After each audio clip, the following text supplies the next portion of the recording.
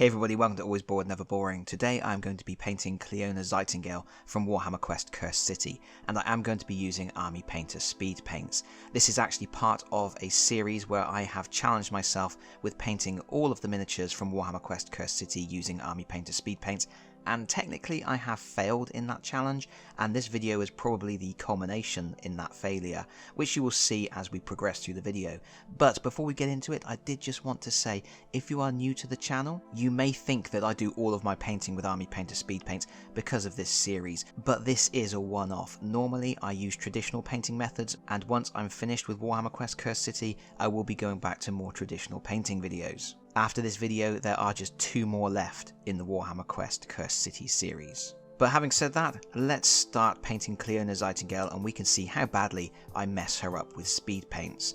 We are starting with a spray undercoat of Army Painter Matte White, and then we're going to use lead belcher to paint all of the metal areas. This is a technique I've used in many of my other speed paint videos, where I use the lead belcher to paint all of the metal areas, and then I will go over those metal areas with different speed paints to get different metal tones. And I have thinned my lead belcher to make sure it goes on smoothly. You may find you need 2 coats, but I'm applying this all over the staff, over the pauldrons. She has a mace on her belt.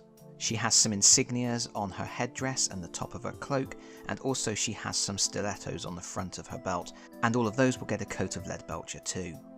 I'm then moving on to Crusader skin. Obviously this is for her face. We're going to apply that into the recesses of the hood she is wearing, trying not to get it over the white as much as possible. And then she also has exposed hands, so both hands will get a coat of the Crusader skin too. Crusader skin I think is quite a nice tone. You can use it quite thinly and you get a much lighter tone. You can apply it more heavily, you get a slightly darker tone.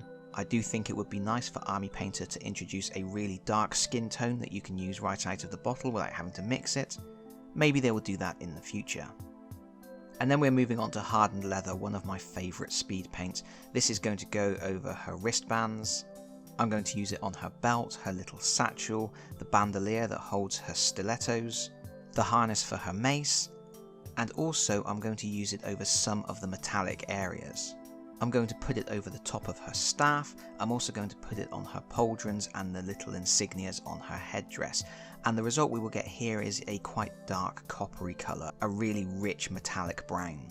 And I like that colour a lot. I've used it a lot in my other speed paint videos. If you don't like it, you can instead use a different speed paint. You could use Gravelord Grey or a black, or you could even use one of the blues to get a more ethereal blue steel colour. But I'm just being careful as I apply this, again trying not to get any overspill. You can clean up overspill with Army Painter Matte White, but it's just easier if you can avoid it as much as possible. And then we are moving on to Holy White, and this is the first failure for this particular model. Holy White is basically a grey, and if you use it on something with a lot of texture, it works really well. I have used it on things like fur, and I've got really good results because the paint will move away from the spiky top parts of the fur. It will settle in the recesses, so you will get a nice grey shading in the recesses whilst the top of the fur stays white, and that looks really good. I've also used it on small areas like candles and again had good results, but over a large flat area like Cleona's hood or the front of her dress, the paint tends to settle more heavily and what you end up with is basically a grey instead of a white. I do pull the paint away from the most raised areas as much as possible, but at the end of it, it does just look grey. I think Holy White is definitely better used in places where there is a lot of texture that it can really work with. As a result, I'm not happy with the way that the Holy White looks on this miniature, and I will be overpainting it later on in the video. For now we're moving on to Gravelord Grey, and we're going to apply this on the stilettos. We'll also apply it to the handle of her magical staff. It will go over the top of her mace. And I will also apply it to her headdress. There's actually a little stone on her base, a little scenic element right beside her dress. I forget to paint that at this moment, but that's another part of the miniature that you can paint with Gravelord Grey. Next we're moving on to Pallid Bone, and I'm using the Pallid Bone to overpaint the Holy White because I just wasn't happy enough with how that Holy White ended up looking. And I don't know if it's because it's really hot in my studio at the moment and that is causing the paint to dry up too quickly, or it may be because I was painting over the Holy White, but the Pallid Bone, which normally looks really nice, does not go on well on this miniature at all. At the end of it, I am not happy with the Pallid Bone. I think it looks a little bit streaky, a little bit blotchy. And in fact that's true for another colour I really like that I will use later in the video as well. This is the first time that I've used Army Painter Speedpaints on a really hot day, and I think it may just be the case that it's drying up before it has a chance to really flow and work the way it's supposed to. But anyway, you may have noticed that I have removed the back cloak from Cleona Zeitengale to paint separately. And we're going to take a look at that next, and we're going to try and paint the ribbons on the cloak with Hive Dweller purple. And if you've seen any of my other videos on speed paints, you will know in advance how well this is going to go. My idea was to try and create a transition from a light purple to a dark purple, but it just really didn't work. It didn't look good at all. That's something I will go back to later in the video to sort out. But now we are moving on to Magic Blue, and this is a colour I really love. I think it looks absolutely lovely. In all of my previous applications it's gone on really smoothly, it's done really nice recess shading and has looked perfect. But again, today on Cleona, it doesn't end up looking that good. And I do think it is possibly just down to the temperature in my study. I think the paint is just drying up too quickly. Or maybe I haven't had enough sleep and I'm just being a little bit more particular than I normally would be. Regardless, the end result is, despite this being one of my favourite colours from the speed paint range, I am not happy with how it ends up looking. The only area where I do think it works well is on the gem in the top of her staff. And what I'm doing here is a little trick that you can do with Army Painter Speedpaints that I have done on numerous other miniatures. First of all, you apply the paint all over the area that you want to paint, and then you clean your brush and you go back and you start moving the paint away. And what I'm attempting to do here is create a shimmer, a reflection in the top of the gem. So I'm gradually moving some of the paint away from the top part of the gem, then I'm cleaning my brush, going back, doing it again, gradually working at it. And this is something you can really take your time on, and you can get a really nice blended transition from the colour you've applied to the white base coat underneath.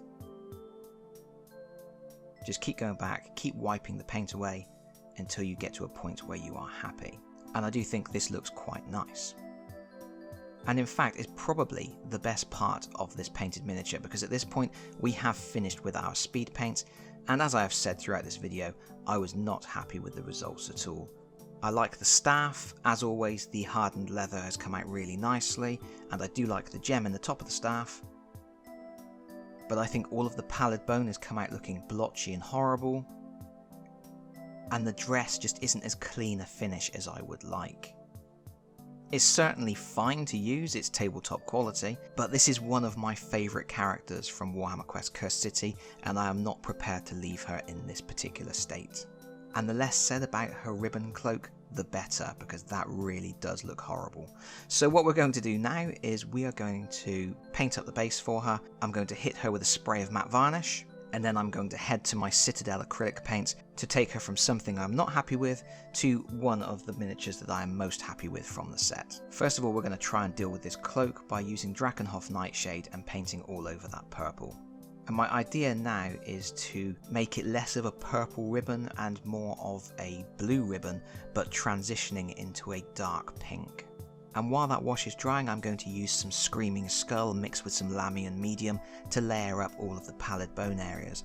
The mix for this paint is 2:1 with the Lamian Medium, and I'm just gradually going to build up layers, build up highlights, trying to get nice smooth colours and some decent recess shading. The intention being I want a really nice smooth bone colour at the end, and also a bone colour that's much brighter than the Pallid Bone is. And already I hope you can see that looks much better than it did, especially the hood. I'm really pleased with how the hood came out. And now we are going to move on to Retributor Gold, and we're going to use this as a highlight on all of the insignias on her cloak and her headdress.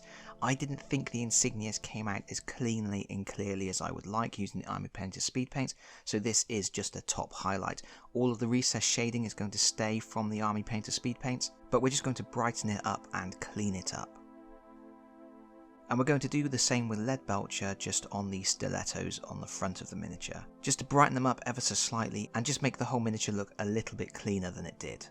And then we're going to use some Temple Guard blue, and we're going to spend quite a bit of time on her dress. We're going to gradually layer up colours.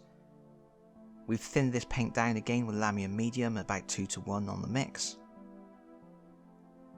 And I'm just gradually going to build up the colour, smooth out all those blotchy areas, keep a lot of the recessed shading obviously, but gradually work all the way around her dress to get a much cleaner, brighter finish than we have at the moment. And then with that done, I'm using some deep blue on the ribbons on her cloak, and I'm going to start at the top of the ribbon and work down to the bottom. And again, I'm thinning all these paints to try and keep all of these transitions as smooth as possible. And then when that's dry, I'm going to use some Screamer Pink, and again I'm thinning it down and I'm working from the bottom of the ribbon, working upwards, and we're going to try and create a transition between the two colours. And I don't quite nail this in the video, but I have to admit that after I finished filming, I did go back to these ribbons again. I used another different blue as well. I used some Macrack blue, worked quite a long time on the transition of the colours and got something I am much happier with. Remember, a miniature is never finished until you say it is. But here we have our finished miniature, with the exception of that cloak, which I did go back and work on after recording this. I just really wanted to make sure that that cloak looked as nice as it possibly could. But overall, I'm really happy with how this has ended up.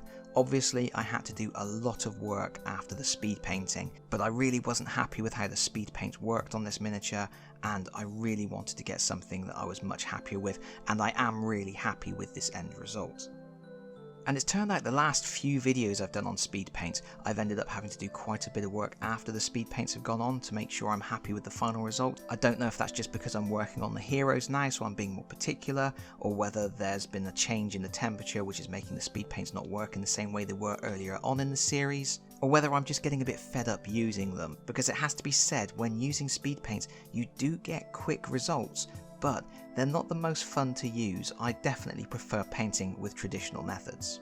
And I am keen to get to the end of this series so that I can start working on more traditional painting again.